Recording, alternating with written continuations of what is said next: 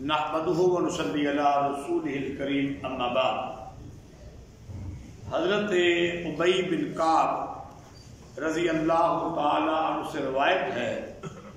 کہ رسول اللہ صلی اللہ علیہ وآلہ وسلم فطروں کے سلام پھیرنے کے بعد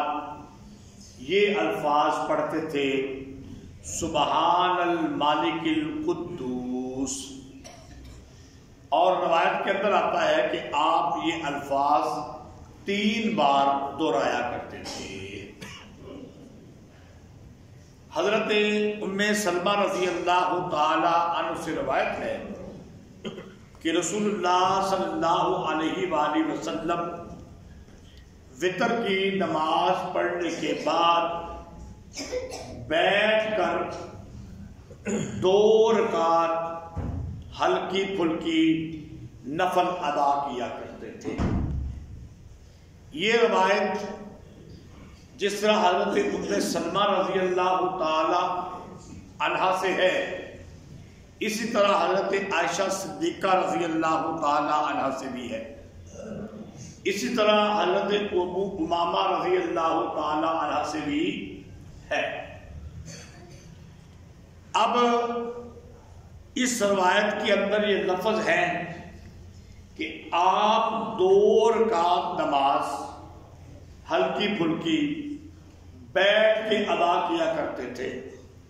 عشاء کے وطروں کے بعد، وہ والے نفل۔ اب باقی احادیث موجود ہیں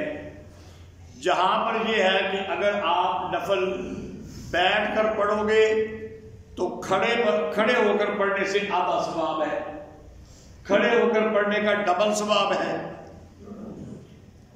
تو بات یہ ہے کہ علماء کرام کا پھر اس میں کچھ اختلاف ہے۔ بعض علماء جن میں میرے والد محترم حضرت علامہ مولانا قاضی عصمت اللہ صاحب رحمۃ اللہ علیہ، وہ یہ فرمایا کرتے تھے کہ آپ کا عمل اس کو قول پر ترجیح دی جائے گی۔ یہ کہنا کہ آپ نے فرمایا کہ کھڑے ہو کر پڑھنا زیادہ ثواب ہے، لیکن یہاں پر یہ جو صرف نفل ہے، یہ عمل آپ کا ساری زندگی کا بیٹھ کر پڑھنے کا ہے۔ تو بعض علماء کہتے ہیں کہ عمل کو ترجیح، ایک ہوتا ہے کہنا اور ایک ہوتا ہے کرنا، کرنے کو ترجیح دی جائے گی۔ اس لیے اس میں ظاہری بات ہے کہ پیارے پیغمبر کو کوئی خصوصیت نظر آئی ہوگی، اور جب آپ کا عمل بیٹھ کے پڑھنے کا ہے تو والد صاحب فرمایا کرتے تھے، اور علماء بھی فرماتے ہیں، پھر بیٹھ کر پڑھنے میں زیادہ ثواب ہوگا، ٹھیک ہے۔ لیکن بعض دوسرے علماء کہتے ہیں کہ اس پر قیاس کرتے ہوئے ہم دوسری حدیثوں کو نہیں جوڑ سکتے، یہ بیٹھ کے پڑھنا پیارے پیغمبر کی خصوصیت ہے، اس پر قیاس کر کے امت کے لیے ہم نہیں کہہ سکتے کہ بیٹھ کے پڑھیں، ان کو کھڑے ہو کر پڑھیں تو زیادہ ثواب ہے۔ اب جھگڑے کی کوئی بات نہیں ہے بھائی، دونوں طرف علماء موجود ہیں۔ آپ کا قول یہ ہے کہ کھڑے ہو کے عام نفل پڑھے جائیں تو ثواب زیادہ ہے، ان 2 نفلوں کے بارے میں عمل یہ ہے کہ بیٹھ کے پڑھے گئے ہیں، تو ہمارے زیادہ علماء ترجیح دیتے ہیں بیٹھ کر پڑھنے کو، اور اگر کوئی کھڑے ہو کے پڑھ لے اس کو منع، کیونکہ یہ تو ایک انتشار والی بات ہے نا، دونوں چیزیں موجود ہیں۔ جب دونوں چیزیں موجود ہیں، اس پہ بھی عمل کر لو وہ بھی ٹھیک ہے، اس پر بھی عمل کر لو وہ بھی ٹھیک ہے۔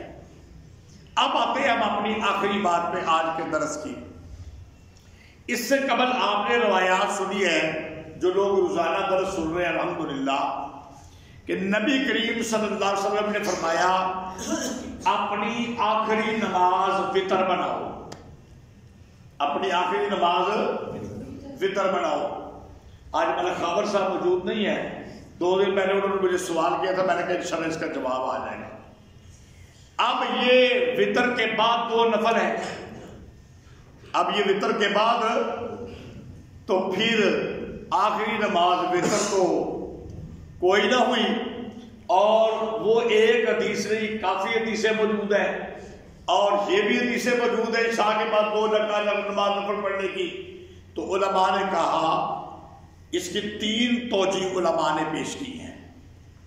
پہلی توجیہ یہ پیش کی ہے کہ اگر کوئی بندہ عشاء کی نماز پڑھ کے، جس طرح پہلے بیان ہوا کہ اس کو یقین نہیں کہ وہ رات کو اٹھے گا تو اس نے تہجد نہیں پڑھنی، تو وہ رات کو عشاء پڑھے اور وتر پڑھ کے 2 نفل پڑھ لے، اور جس نے رات کو اٹھنا ہے تہجد پڑھنی ہے تو تہجد کے بعد صرف 3 وتر پڑھے، بعد میں 2 نفل ڈال لیں۔ ایک تو علماء یہ کہتے ہیں۔ بعض علماء یہ کہتے ہیں کہ یہ جو وتر ہے نا، یہ جو 2 نفل ہے آخری، یہ وتر کے تابع ہیں، ان کو وتروں کے اندر شمار کر، ان کو وتر کے تابع، تو جب یہ وتر کے تابع ہو گئے تو آخری نماز وتر ہی بن گئی، یعنی گویا کہ 5 رکعتیں بن گئی نا تو پھر بھی وتر بن گئی۔ اور تیسری توجیہ اس کی یہ پیش کی گئی ہے کہ یہ عشاء کے بعد جو 2 نفل ہیں، آخری نماز وتر تو ہونی چاہیے، لیکن اگر یہ ہوتا کہ اس کے بعد یہ پابندی لگ جاتی کہ بالکل نفل نہیں پڑھتے تو یہ لازم ہو جاتا، جس طرح صبح کے فرضوں کے بعد نفل نہیں اور عصر کے بعد نفل نہیں، تو رات کو تو بندہ اللہ کو یاد کرنے کے لیے کسی کو کوئی ضرورت ہو، کوئی حاجت ہو تو وہ عشاء پڑھ کے سو گیا، رات کو اٹھ کے روئے، کوئی 2 پڑھے، کوئی 4 پڑھے، کوئی 6 پڑھے، تو اگر کہہ دیتے کہ بھائی وتر کے بعد نماز نفل ہے ہی کوئی نہیں، تو جو ضرورت مند کہتا ہے کہ میں ابھی اٹھ کے اللہ کو راضی کرا۔ اور احادیث ملتی ہیں کہ رات کی نماز نفلوں کی قبولیت زیادہ ہے، تو پھر اگر 2 نفل کی اجازت ہوتی ہی نہ تو پھر تو پابندی ہو جاتی، کوئی بندہ رات کو اٹھ کے اپنے رب کے سامنے نفل پڑھ ہی نہ سکتا۔ یہ جواز کے لیے ہے کہ وتر پڑھنے جائز ہے، اس لیے کہا کہ عشاء کے بعد وتر کے بعد 2 نفل پڑھ لو، جائز ہے پڑھنے، اسی وقت پڑھ لو، کسی کا دل کرتا رات کو پڑھ لو۔ اگر یہ پابندی ہو جاتی نہیں پڑھتے ہی نہیں تو پھر وہ لوگ جو بڑے ضرورت مند ہیں یا ویسے ان کو شوق ہے رات کو اللہ کو راضی کرنے کا، زیادہ عبادت کا شوق ہے، تو رات کو انہوں نے زور سے پڑھنی کوئی نہیں، عصر مغرب عشاء نے پڑھنی کوئی نہیں، فجر نے پڑھنی کوئی نہیں، نفل نے پڑھنے نے، تو پھر یہ پابندی لگانی مناسب نہیں تھی، اس لیے یہ جواز کے لیے ہو گیا کہ عشاء کے بعد کیا کر لیے جائے 2 وتر پڑھ لیے جائے، وتروں کے بعد 2 نفل پڑھ لیے جائے۔ اللہ تعالی ہمیں عمل کی توفیق عطا فرمائے۔ وبا علیہ